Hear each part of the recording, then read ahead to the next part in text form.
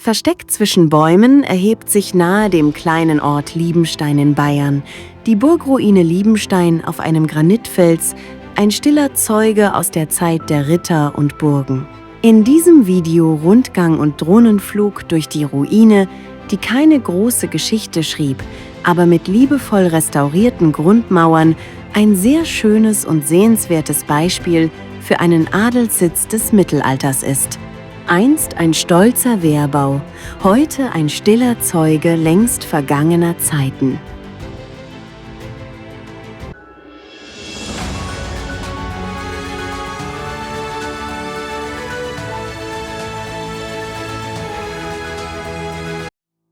Durch den Bereich der ehemaligen Vorburg erreicht man die noch sichtbaren Fundamente eines mächtigen Turms, der das Tor mit Zugbrücke schützte, und die Brücke, die anstelle der Zugbrücke den Zugang zur Ruine ermöglicht. Im Innenhof ist die Zisterne noch gut sichtbar, die für die Wasserversorgung sorgte. Erbaut wurde die Burg zunächst in Holzbauweise ab 1145.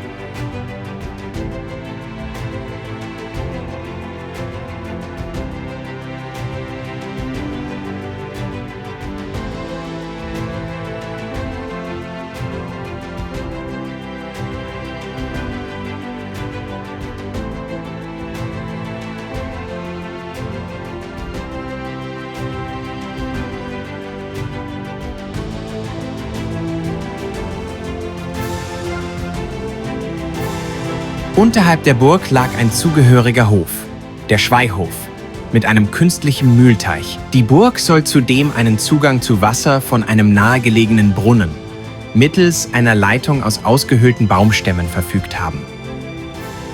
Ende des 13. Jahrhunderts starb das Geschlecht der Liebensteiner aus. Die Burg wurde von Erben an das Kloster Walsassen verkauft, diente dem Schutz der Umgebung gegen Raubzüge aus dem nahegelegenen Böhmen und war Sitz eines ritterlichen Amtes bzw. Gerichtes.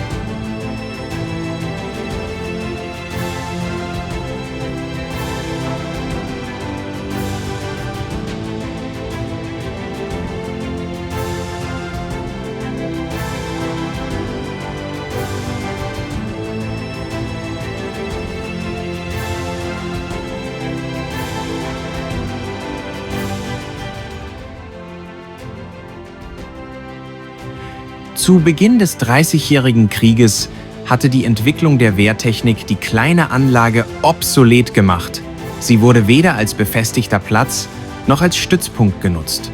Und Quellen berichten, dass die Burg ab 1634 unbewohnbar war. Nach dem verheerenden Stadtbrand von Tirschenreuth 1814 wurden die noch vorhandenen Burgreste als Steinbruch zum Wiederaufbau der Stadt genutzt. Ab 2006 erfolgten archäologische Grabungen sowie Freilegung und Restaurierung durch den örtlichen Bürgerverein. Dabei wurden die Mauern liebevoll gesichert und wiederhergestellt. Schön gestaltete Tafeln vor Ort berichten über das ursprüngliche Aussehen der Burg und die gefundenen Gegenstände. 2012 entdeckte man eine verschollene Kapelle inklusive Altarraum, eingemauert innerhalb der Burg.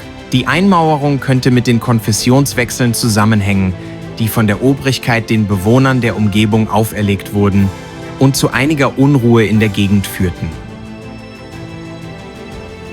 Vielleicht besteht hier auch Bezug zu einer Legende, die von einer goldenen Wiege, die in der Burg versteckt worden sein soll, berichtet.